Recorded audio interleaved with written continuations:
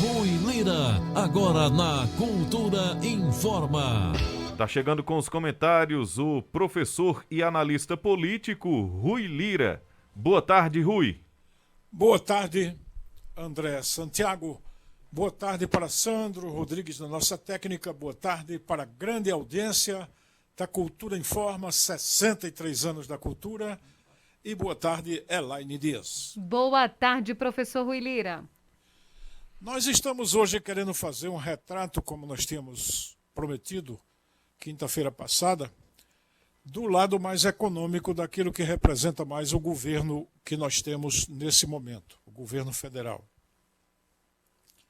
E para fazer esse retrato, nós queremos pegar só um exemplo, só um aspecto do problema da economia brasileira, para mostrar como é que a coisa rola, como é que a coisa anda, e para chamar a atenção de dois aspectos que o nosso ouvinte deve prestar atenção. Primeiro, como a política determina, influi e explica a vida das pessoas no cotidiano. Não esqueçam disso. Você pode não gostar, não querer ouvir falar, ter nojo, se recusar a discutir, mas a política está enfiada na sua vida, está determinando a sua vida. E nós vamos mostrar isso mais uma vez daqui a pouco. O segundo aspecto é o que eu chamaria não atribuir a culpa a indivíduos e a pessoas como se essas pessoas fossem uns monstros, uns bichos e que estivessem cumprindo uma tarefa do Satanás. E nesse caso eu diria que não convém centrar toda a culpa do mundo em Bolsonaro quando se trata do problema que nós vamos abordar aqui, que é o preço do combustível, o preço da gasolina. E é com esse preço da gasolina que nós queremos exemplificar como a política econômica e como a política de modo geral acaba determinando a saúde, o bom humor, o bem-estar, a felicidade, o futuro, a esperança, qualquer coisa que passe no seu sentimento, na sua cabeça. E nós vamos provar isso com números simples. Primeira coisa, quando nós falamos que não convém dizer que Bolsonaro é o único Satanás ou é o Satanás que está dentro desse jogo, primeiro é para não ser injusto e segundo é para não enxergar errado. Quando Dilma cai, quando ela é derrubada do poder sem ter cometido um só ato de desonestidade e nenhum ato que justificasse perder o governo, a gente não deveria ter perguntado se Dilma era o cão ou não era. E se quem estava derrubando ela era o cão ou não era. Não era isso que a gente devia ter perguntado. A gente devia ter perguntado o seguinte: quem é que vai ganhar com a queda da presidenta? Era isso que a gente devia pensar. Se a gente estivesse pensando em quem ia ganhar, a partir do governo Temer, a gente iria prestar atenção em dois elementos, dois atores principais que estavam no jogo. O Congresso Nacional, que fez o impeachment, e Michel Temer, que assumiu como vice-presidente no lugar da Dilma. Aí, quando você olha para o comportamento do Congresso em relação ao preço da gasolina, que é o nosso assunto, aí vem José Serra e coloca um projeto que desmancha aquilo que era a política seguida até então em relação ao pré-sal e em relação à própria Petrobras. Houve, digamos assim, uma mudança da água para o vinho da política que ia ser seguida. Eu não vou discutir isso agora. Eu vou discutir aqui na hora que Zé Serra joga esse projeto, abre caminho para a nomeação de pessoas que vão cumprir uma outra política na Petrobras. Aí entra Pedro Parente, aí entra o novo esquema que vai criar essa política de preços que nós temos atualmente. A política de preços que liga o valor da gasolina no final, liga, porque interfere no preço da refinaria, liga esse preço ao interesse dos grupos internacionais, notadamente os grupos norte-americanos, que vendem diesel cotado em dólar ao Brasil e vendem gasolina também ao Brasil. Se você não sabe, gasolina refinada lá fora. A gente vende o petróleo e refina e manda para cá. E vendem cotado em dólar. tanto o barril do petróleo como o preço final do que eles nos entregam aqui. Então nós passamos a ser subordinados a um jogo que é o seguinte: a gente produz petróleo aqui em real, os trabalhadores e as pessoas do Brasil ganham em real e nós pagamos o preço do petróleo em dólar. Uma moeda que cada dia está valendo mais e o real está valendo menos. Mas não é aí que começa o problema. O problema é que havia e há uma ligação entre brasileiros que conceberam essa política e foram executá-la, como é o caso de Pedro Parente, que determinavam que essa política, no seu andamento, no seu encaminhamento, ela beneficiasse também brasileiros que são importadores e ganham dinheiro quando compram petróleo no exterior e são agentes financeiros quando pagam dinheiro aos acionistas na Bolsa de Nova York, onde está a maior parte das ações da Petrobras, a maior parte do dinheiro grosso que foi investido recentemente na Petrobras. E adivinhem quem foi que abriu esse mercado internacional para a Petrobras lá em Nova York? Fernando Henrique Cardoso. O mesmo que teve Pedro Parente como ministro e o mesmo que indicou a Temer Pedro Parente para ser o presidente da Petrobras. Então, Fernando Henrique, Pedro Parente e Temer já estavam no mesmo esquema de fazer a Petrobras empurrar preço no consumidor brasileiro que ganha em real, fazendo com que esse consumidor pagasse em dólar o preço do barril do petróleo. Essa herança, quando cai na mão de Bolsonaro, ele só teria dois caminhos. Ou ele contestava isso, ou ele ia assistir calado o povo ser extorquido, o povo brasileiro ter que pagar uma conta gigantesca. Aí o que é que ele fez? Ele optou por criar um conto da carochinha, uma história de Papai Noel, de que o problema do preço do petróleo não era... Ninguém sabia disso no Brasil, só ele descobriu. Olha, vejam só que coisa, só ele descobriu. O problema do preço do petróleo no Brasil não era a Petrobras, não era o barril, não era o dólar, não era nada. O problema do preço do petróleo no Brasil era imposto que os estados cobram. Aí agora vem a lição final. A lição que eu digo dos fatos, não é minha, eu apenas fiz a pesquisa. Os fatos dizem que faz mais de um ano, ou muito mais de anos, que a alíquota do ICMS, que é o imposto estadual, o único que é cobrado sobre o petróleo, sobre o combustível, esse imposto não aumenta. Ele está com a mesma alíquota em cima do combustível.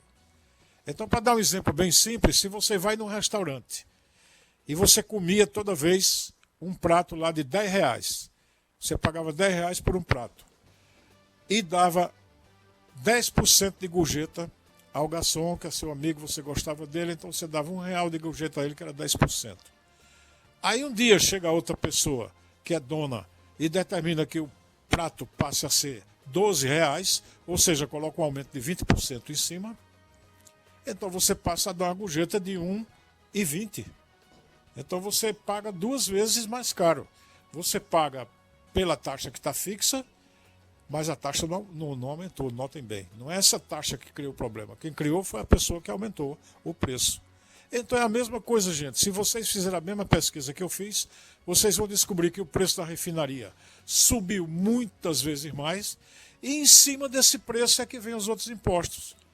Qual é a melhor prova disso? É que Bolsonaro, dentro da jogada que ele achava muito esperta, ele tirou alguns impostos do combustível e isso não mudou nada. O combustível continua pela hora da morte, continua alcançando R$7, o bujão R$100, 110, depende do estado, ou R$90. Aqui em Caruaru me parece que está em torno de R$90 mais ou menos.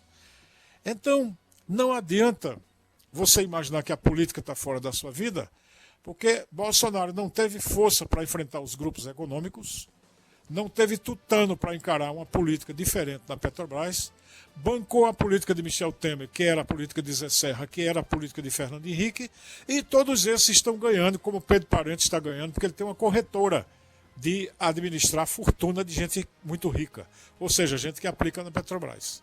Sabe qual foi o resultado? A Petrobras distribuiu esse ano mais de 40 bilhões de reais com acionistas dos quais a maior parte, quase 70%, me parece, são acionistas estrangeiros, são acionistas que estão ganhando às custas do que o povo brasileiro pagou e vai continuar pagando pelo altíssimo preço do combustível, indexado ao barril do petróleo e indexado ao preço do dólar. Coisa que você podia mudar politicamente, você podia tomar outra atitude. Mas como a política é implacável, então Bolsonaro está fazendo uma política contra o povo, embora não tenha sido ele que inventou isso, mas ele está fazendo e ele continua fazendo. Então ele não é o único errado ou o único negativado dentro desse processo. Ele é apenas mais um, porque isso é um sistema, isso é uma montagem, isso é um jogo para favorecer uma determinada quantidade de gente e uma determinada elite ficar com bilhões e bilhões de reais, como está acontecendo sistematicamente. Então, preço da Petrobras, preço da gasolina aumenta, não porque tem imposto em cima, o imposto é a mesma coisa que era, mas porque a política da Petrobras, para favorecer acionistas estrangeiros e os atravessadores brasileiros e os que ganham comissão com esse jogo, inclusive instituições do setor financeiro, para que esse povo possa ganhar muito dinheiro, a população brasileira tem que pagar muito caro, porque é muita gente pagando para que poucos obtenham uma lucratividade acima de tudo. É isso que faz com que a gente afirme. Preste atenção na política, tome tento com a política, porque ela está mexendo com sua vida quando mexe no preço do combustível. É uma reflexão que cabe ao ouvinte da Cultura Informa. Opinião é na Cultura. Primeiro lugar em audiência, do jeito que você gosta. Você está ouvindo a Cultura Informa, o jornal do nosso rádio. Agora 1h mais 45 minutos. Faltam 15 minutos para as 14h. E os nossos ouvintes podem mandar perguntas para o professor Rui Lira aqui no Facebook, tem o WhatsApp e também o nosso canal no YouTube. Luciano Silva diz, boa tarde, Elaine, André e professor Rui Lira. Professor, o que o senhor acha com a palavra de Bolsonaro é melhor comprar fuzil do que feijão? Esse presidente é uma verdadeira palhaçada. Pois é, o Bolsonaro acha pouco a política econômica que Guedes e ele praticam. Aí vem o outro lado. Ele é absolutamente despreparado para a comunicação social e ele não é capacitado a calcular o efeito, o resultado, a consequência daquilo que ele fala. Em outras palavras, ele é inconsequente. Para dizer de maneira mais, digamos, mais polida, menos agressiva, ele é inconsequente. Ele não calcula bem aquilo que ele fala. E, ao mesmo tempo, ele fala o que pensa. Então veja como é complicada a política, não é? Como é difícil ser político. Porque se você é um cara muito malandro, muito hipócrita, muito cheio pois é, vamos ver, vamos pensar, talvez seja. Quando você é esse tipo macio, as pessoas desconfiam, mas não percebem com clareza. Mas Bolsonaro tem essa virtude que é a franqueza. Mas que no caso da política, no caso dele, vira defeito, que é a inconsequência. Ele abre a boca e diz o que vem na veneta, aí fala um disparate desse. Até uma pessoa fez um trocadilho, não sei se foi uma deputada de oposição, não sei quem fez o trocadilho, disse, bom, quer dizer que daqui em diante o brasileiro vai comer feijão com fuzil. Não é? Não é? Se tiver que comer, vai ter que comer feijão com fuzil, porque fuzil virou comida. Então ele diz um disparate, diz uma coisa desse tipo, que só pode causar repulsa na sociedade. Você imagine, depois dele, nós entramos no mapa da fome. Isso é responsabilidade dele, não é de Temer. Temer ajudou muito, mas se completa esse processo no governo Bolsonaro. Nós entramos no mapa da fome. Então imagine uma pessoa com fome, eu vi uma pessoa dizer uma coisa dessa. Como se fuzil, inclusive, fosse uma coisa que qualquer um possa comprar. Porque são alguns milhares de reais, né? Um fuzil automático americano do tipo que ele quer que as pessoas comprem. E outra coisa, para que comprar fuzil? Será que a gente não tem nenhum problema maior, mais importante ou mais grave, como é a distribuição de renda, a doença, a pandemia, não é? a situação do meio ambiente no Brasil, o problema do apagão elétrico que está por aí, a inflação que está aí. Quer dizer, não tem nenhum desses problemas é mais importante do que sair com uma bobagem dessa, com uma idiotice dessa, com uma colocação desse tipo. Então, realmente é uma coisa lastimável. Porque é aquela coisa, é a sinceridade rude. Ele é sincero, mas sincero para mostrar o quanto ele é desumano, o quanto ele é frio e o quanto ele não está nem ligando se o povo vai comer aço, bala ou feijão.